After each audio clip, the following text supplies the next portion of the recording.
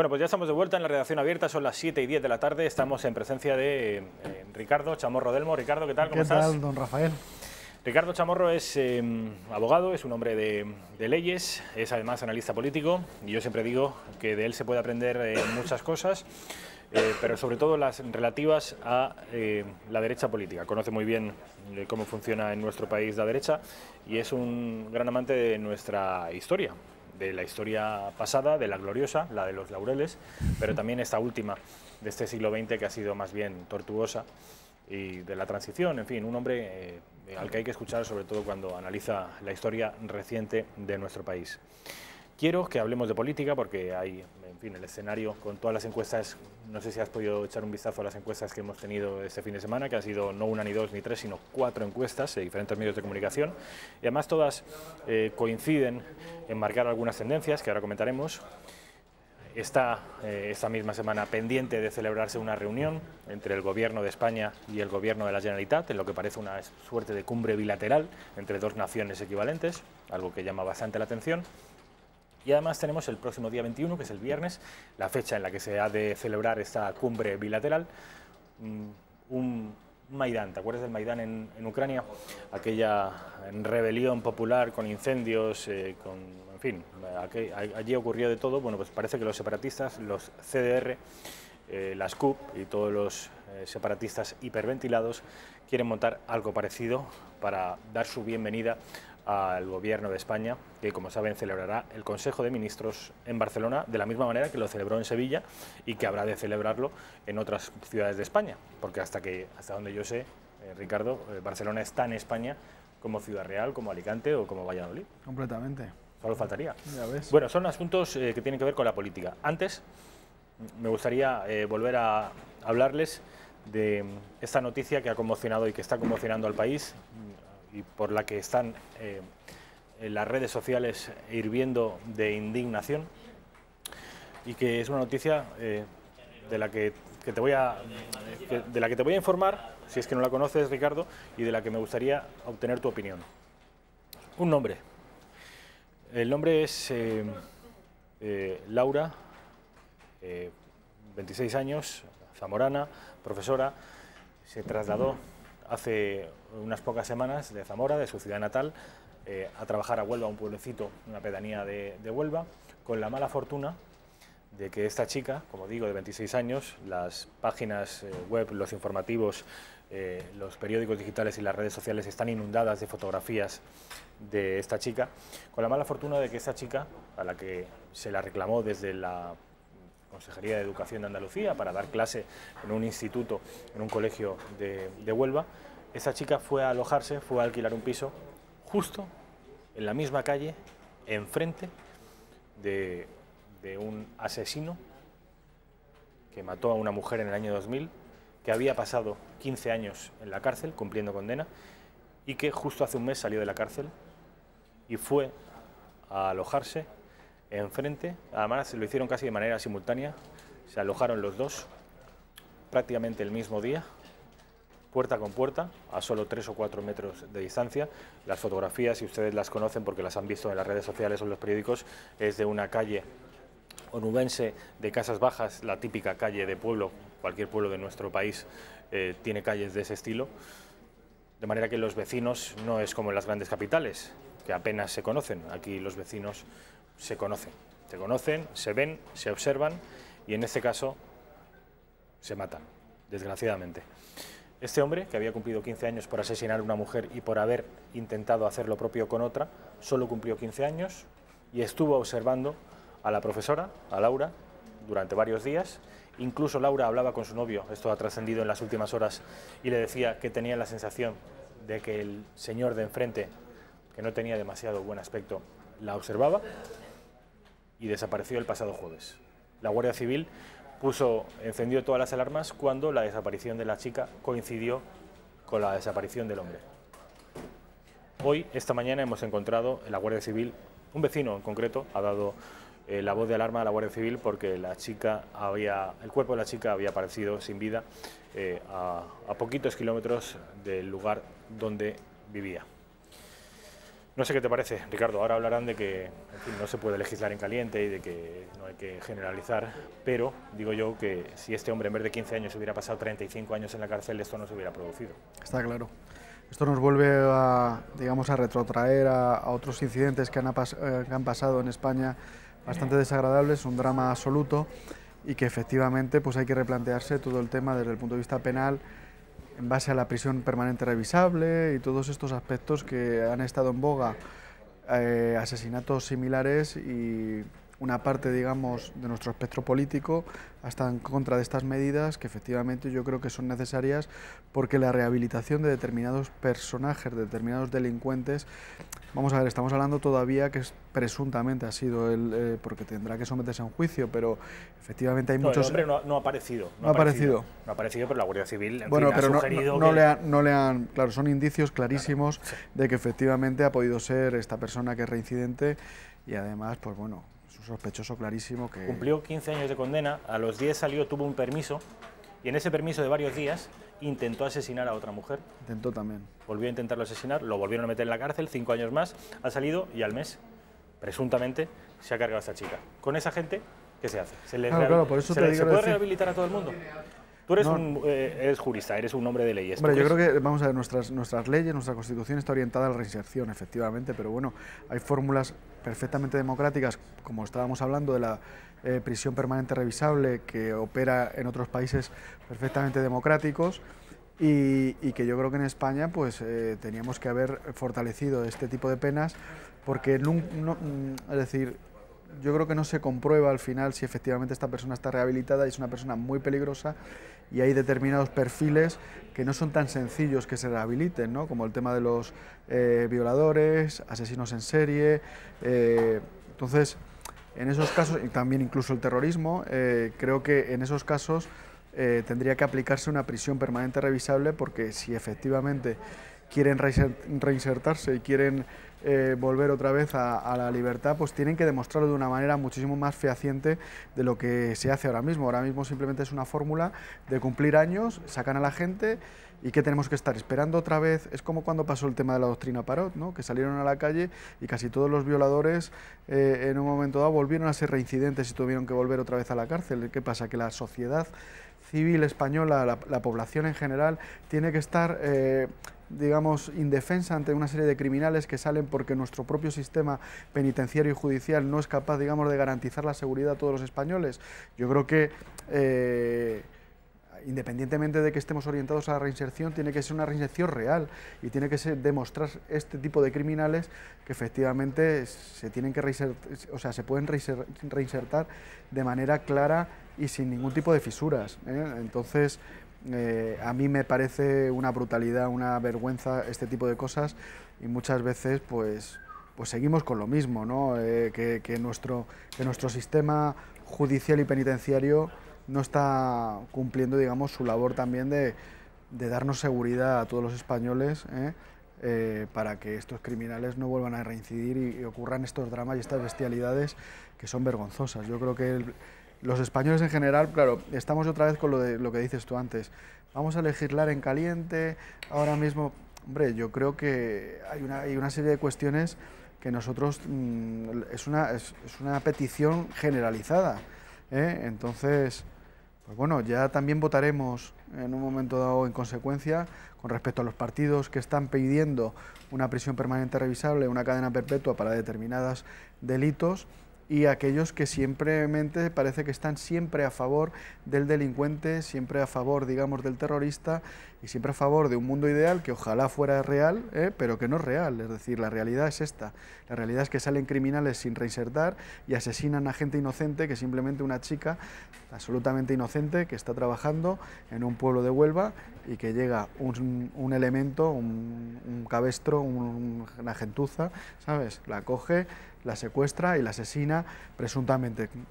Entonces, una de las circunstancias que se dan con este crimen, lo más importante, lo más trágico, obviamente, es que aquí ha muerto una persona, un ser humano inocente, como decías tú, una mujer de 26 años que encontró trabajo en una población de Huelva y también encontró la muerte.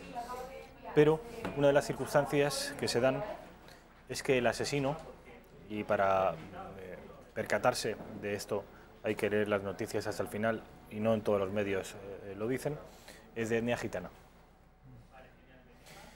¿Tú crees que esa circunstancia puede disuadir las, en otro caso, más que probables manifestaciones del feminismo, de, en fin, las asociaciones que ya todos conocemos contra la violencia machista, por ser el presunto agresor de etnia gitana? Hombre, yo espero que no. Yo creo que se manifestarán en iguales condiciones. No sé si, yo creo que deben manifestarse igualmente. No sé si lo harán, pero yo creo que sí. Ha habido otros crímenes. Este crimen ha salido en todos los medios, no se pueden esconder, y yo creo que ha habido crímenes también por gente de etnia musulmana, o árabe, o sabes que ha habido manadas magrebíes, manadas y en esos casos sí que ha habido un silencio, y ya no hablemos de Europa, por ejemplo, los casos en Inglaterra, de las barbaridades, o en Suecia, que eso ha sido absolutamente vergonzoso. Pero bueno, yo creo que en este caso yo no me había enterado del tema pero bueno, la etnia gitana de todas maneras... no deja de ser españoles. Sí, exactamente. Sí, pero la corrección política cabalga en base a una serie de ideas fuerza. Una de ellas es un feminismo radical, que llaman de cuarta ola, y otro de ellas es puede ocurrir. La defensa de una serie de minorías que entienden, en fin, menoscabadas en sus derechos. Bueno, pues aquí se da la circunstancia de que una de esas minorías, presuntamente, habría acabado con la vida de otra de esas minorías, que es las mujeres. Cuando se da esa circunstancia, es difícil saber cómo estos colectivos van a reaccionar. Yo entiendo que un crimen de esta naturaleza es igualmente crimen, lo perpetre quien lo perpetre, y sea la víctima quien sea la víctima. De manera que vamos a observar, porque yo espero que la reacción sea la misma. Se refería, Ricardo, a acontecimientos en Inglaterra. Hemos hablado alguna vez de ellos, el caso de las violaciones de Rotherham, una ciudad cercana a Sheffield, en el Reino Unido, una ciudad industriosa en la que durante 12 años estuvieron de manera sistemática violándose niñas y también niños por parte de taxistas pakistaníes, y la sociedad y los medios de comunicación callaron, no durante un día, ni durante dos, ni durante un año, ni durante dos, sino durante más de una década, precisamente porque los agresores eran pakistaníes o de origen pakistaní, y haberlos denunciado hubiera supuesto automáticamente ser objeto de las críticas y de acusaciones de racismo y de xenofobia. La corrección política opera de esa forma, coarta las libertades y la libertad de expresión principalmente.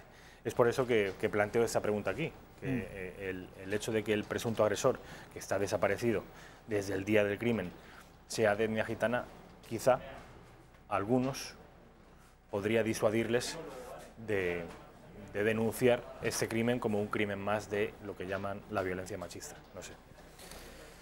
Bueno, yo es que determinadas culturas también, determinadas etnias, desde el punto de vista, digamos, de la relación que tienen entre hombre y mujer, es evidente que el respeto con respecto a la mujer que existe en las culturas que no son las culturas occidentales, no me estoy refiriendo a la etnia gitana, pero por ejemplo los musulmanes, pues es muy distinta, ¿no? Incluso, aun siendo occidentales también, o de religión católica en Hispanoamérica, tienen una forma, digamos, de ver la relación con la mujer distinta que lo que tenemos ahora mismo en Europa, ¿no?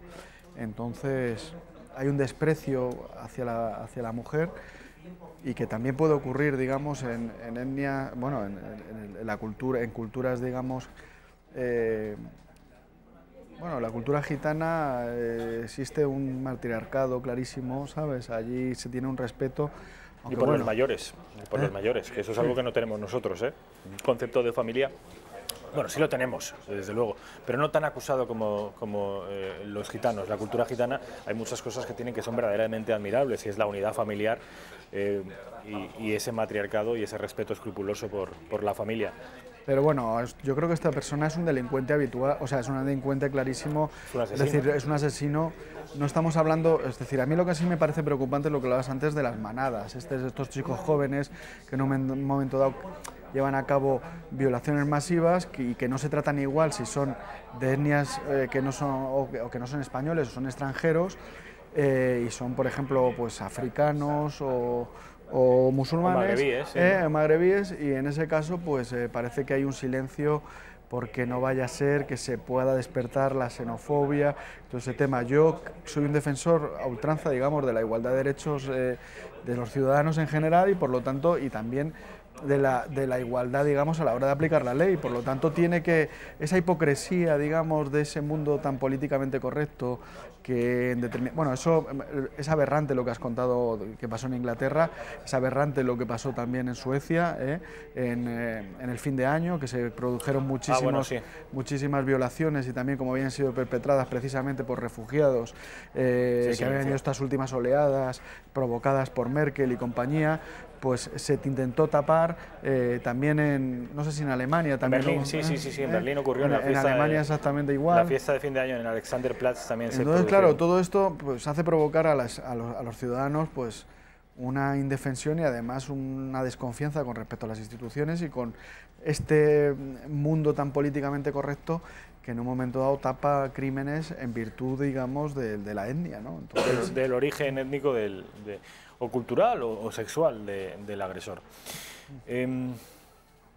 Andalucía, saben ustedes que el pasado 2 de diciembre, y ya vamos a entrar en materia política, el pasado 2 de diciembre hubo unas elecciones en las que, contra todo pronóstico, el centro y la derecha sumaron más votos que la izquierda y la izquierda radical de Adelante Andalucía. Bueno, me gustaría que vieran cómo Ciudadanos se está dando prioridad, parece que por fin están despertando, al pacto con el Partido Popular en Andalucía. Nosotros priorizamos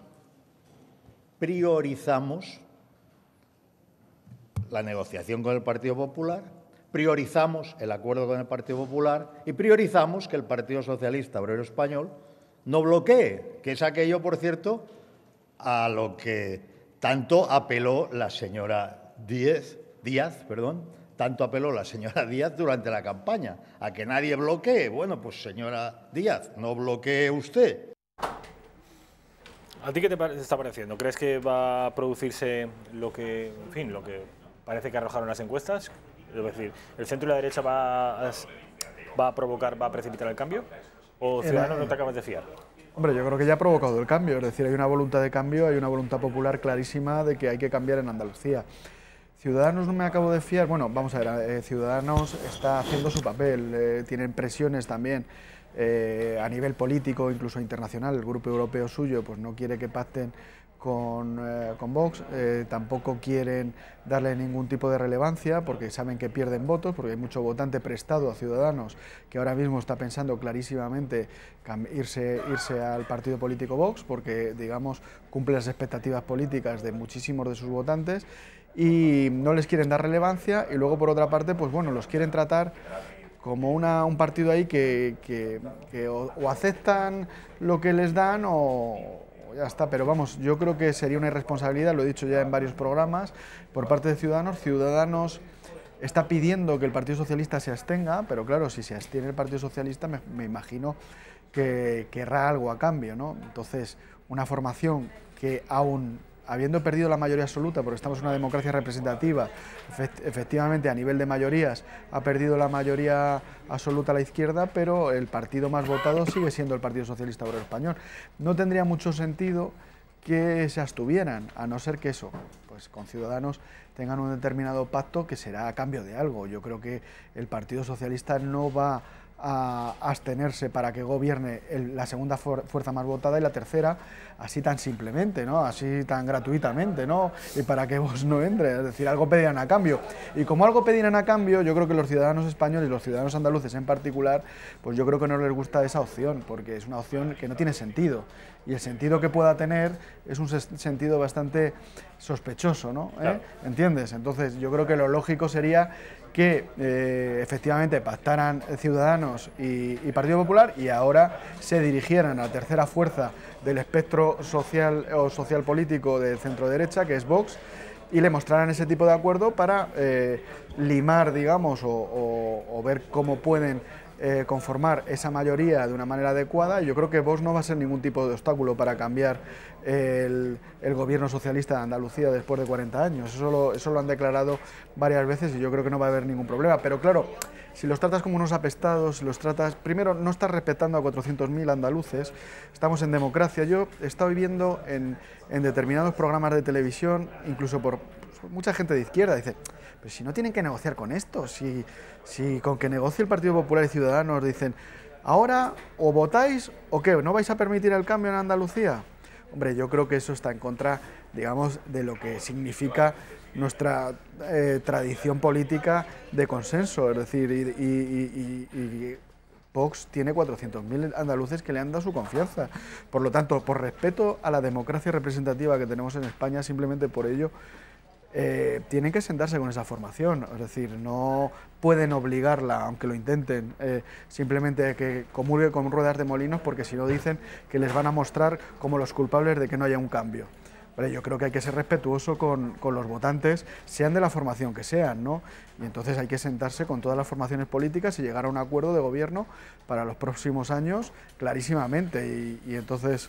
Eso se va a generalizar en toda España. Sí, porque además el fenómeno va a ser común a toda España, y lo que haga o deje de hacer Ciudadanos en Andalucía creará un precedente para lo que haga o deje de hacer en el resto de España, porque la situación de Andalucía, con el centro derecha y la derecha mayoritarias, puede tener réplica en el Parlamento Nacional y en multitud de parlamentos autonómicos, de manera que ojo a Ciudadanos, a ver que yo les veo caras de hacer tonterías.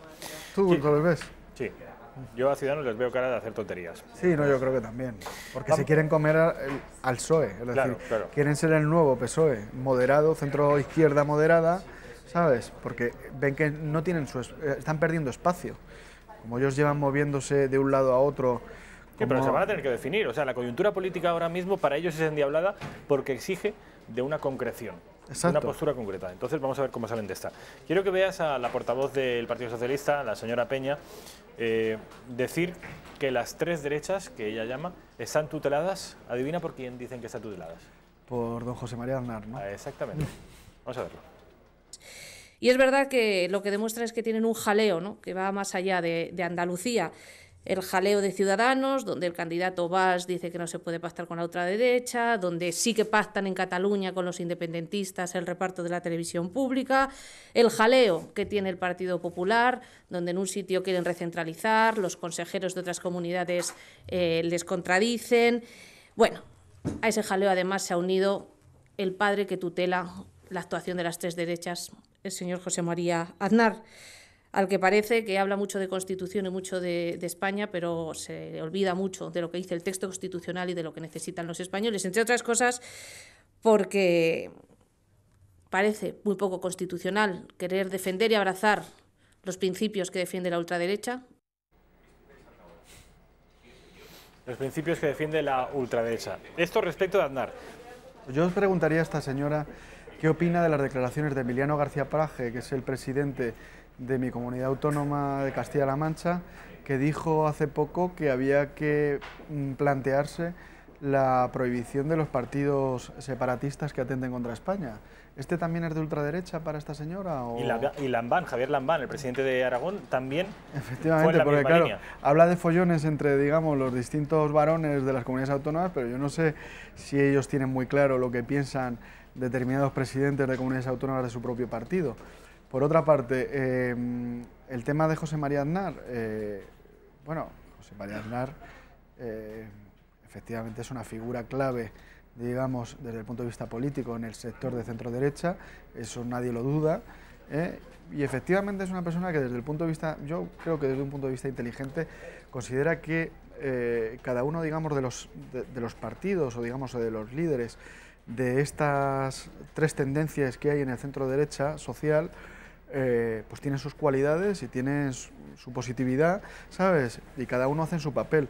Lo que está descontrolando a la izquierda y les está llevándose a tirarse de los pelos es una situación sociológica y política que ya ocurrió con respecto a su sector político en las elecciones europeas en las que Rubalcaba dimitió y se metió en el Partido Socialista.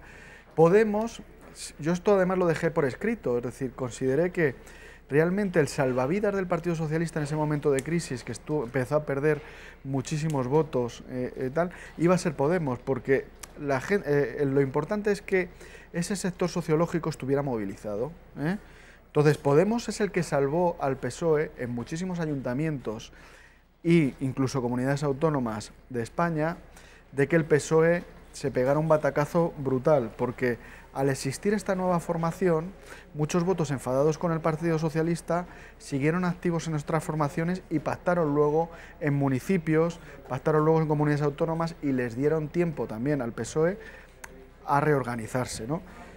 Por lo tanto, muchas veces es cierto que las tesis, por ejemplo, de José María Aznar es que el centro-derecha gana unido. Es verdad que en los 80, todos los 80, y el desemboco que hubo en los 90 fue esa la realidad, pero España ha cambiado sociológicamente. Entonces, ahora mismo, la situación actual, yo creo que es positivo para la movilización del voto de centro-derecha que existan tres formaciones. Y ya no es que lo diga yo, es que objetivamente se ha visto en Andalucía la ampliación del sector sociopolítico de centro-derecha. En el momento que han subido del 5%, han sumado más separados que unidos.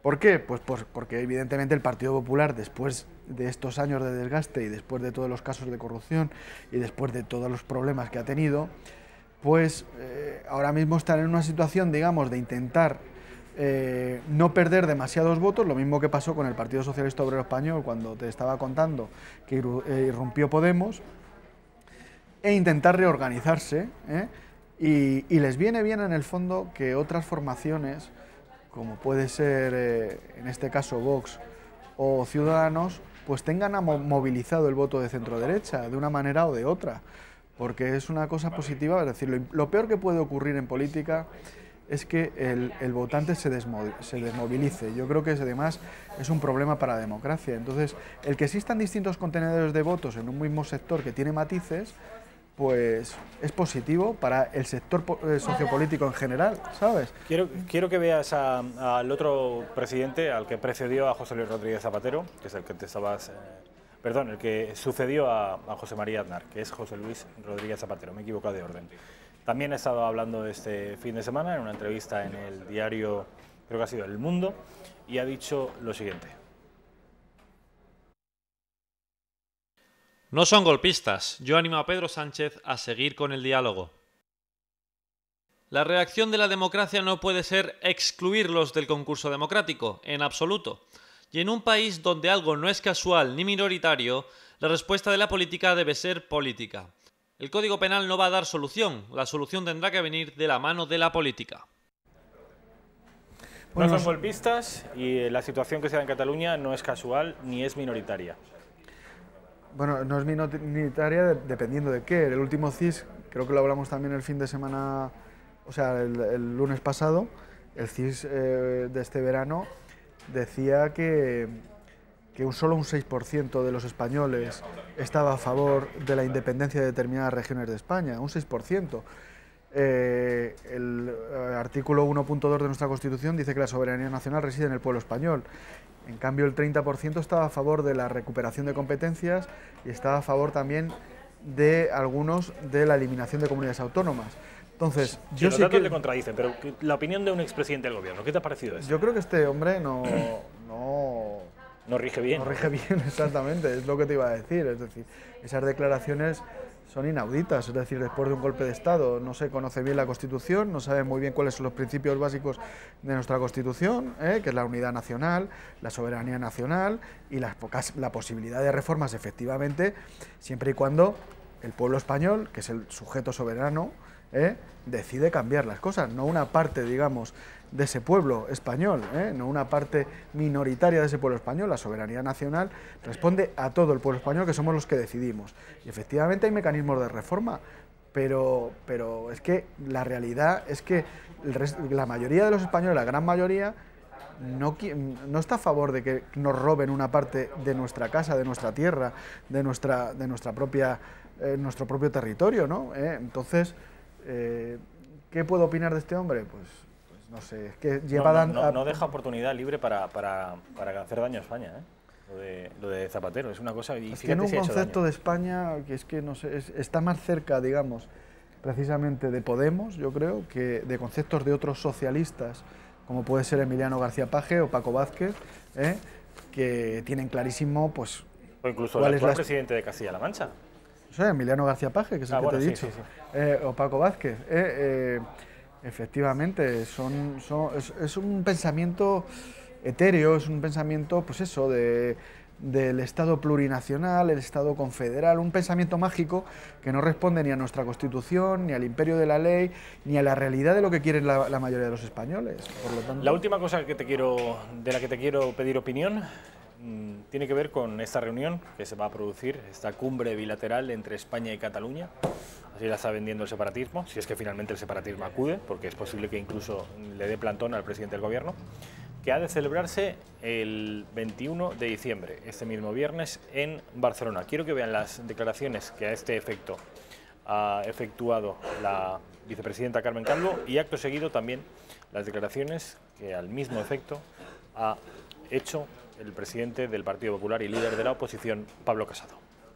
Bueno, estamos trabajando en eso, como es lógico, pero no se trata de otra cosa que del encuentro de responsables, en este caso, y repito, de la contribución de manera pacífica, sosegada y responsable a la vida cotidiana de un país, que es que a eso está obligado todo el mundo, también la oposición está obligada a eso. Porque recuerdo que el artículo 155, aunque pudiéramos aprobarlo con nuestra mayoría absoluta en el Senado, necesita ser incoado por el Gobierno de España, que por lo que vemos no está por la labor, prefiere dialogar con Torra que recuperar el diálogo con el partido que lidera la oposición, le saca 50 escaños, tiene la mayoría absoluta en el Senado. Prefiere mendigar una reunión bilateral con la Generalitat, que está realizando toda clase de ilegalidades, antes de reunir a los partidos constitucionalistas para tener una actuación conjunta. Prefiere implorar a Torra que se reúna el próximo viernes antes de sentarse con él y decirle: está usted cesado y vengo a un Consejo de Ministros para decirle que en este momento usted deja el Gobierno, sus consellers son depuestos y el 155 va a imperar inmediatamente, porque esto ya no lo aguanta nadie. La postura del Gobierno de boca de su vicepresidenta y la postura de la oposición de boca del Partido Popular. Pablo Casado, ¿qué te ha parecido? Bueno, yo creo que efectivamente se están centrando, digamos, en salvar. Yo creo que los puentes siempre son positivos, pero claro, los puentes con respecto a qué, con respecto a quién, con respecto a cómo. Es decir, lo que no se puede decir es lo que ha dicho antes Zapatero, y además tener un gobierno absolutamente volcado en contentar a una serie de golpistas, mafiosos, privilegiados, que lo único que quieren es romper las reglas del juego, quebrantar la Constitución, romper nuestra nación.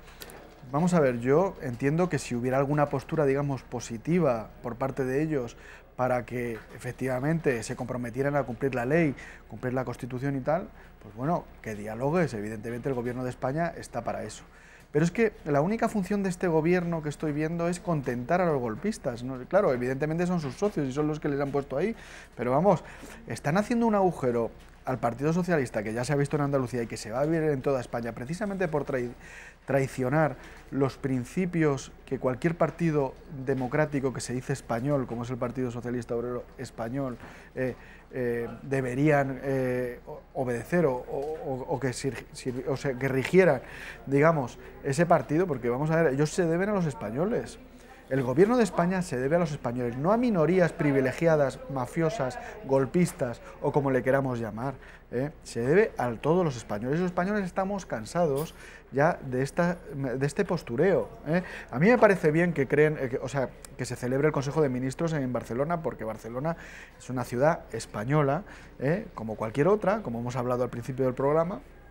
Por lo tanto, tienen todo el derecho del mundo a reunirse ahí, pero que vayan asustados, que antes quieran pactarlo con Torra de una manera bilateral, ya señala, digamos, cuál es su actitud. Es decir, el Estado tiene que estar presente allí, y ya estamos cansados, y ahora nos están planteando que si los CDR van a reventar el día 21 Barcelona, porque se va a llevar a cabo pues allí un Consejo de Ministros del Gobierno de España.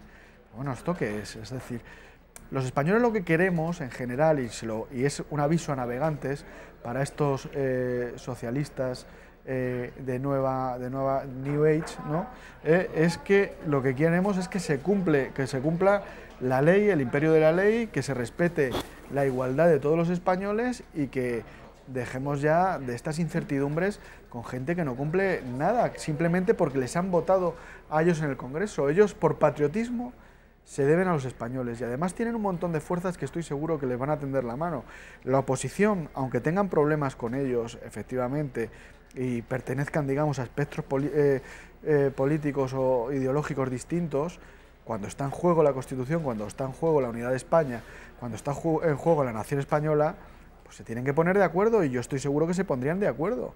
Ese empeño, digamos, en contentar siempre en España a unas minorías privilegiadas, mafiosas y golpistas y antiespañolas, pues es que no tiene sentido. Los españoles ya nos estamos empezando a cansar clarísimamente. Pues Ciudadanos surgió por esto, Vox ha surgido por esto y el Partido Popular pues no termina de... O sea, se sigue quedando de una manera... No ha perdido tantos votos como se pensaba, se está aumentando el espectro de centro-derecha precisamente por esta situación, por esta incertidumbre que está dejando a los españoles boquiabiertos con las decisiones que está tomando el gobierno de España, los socialistas y la izquierda en general. Y ya no te hablo de Podemos, que ha perdido muchos votos en Andalucía precisamente por esa indefinición. Por esa indefinición, es decir, no defender la soberanía nacional, los derechos de los españoles. Yo se la imputaría al PSOE.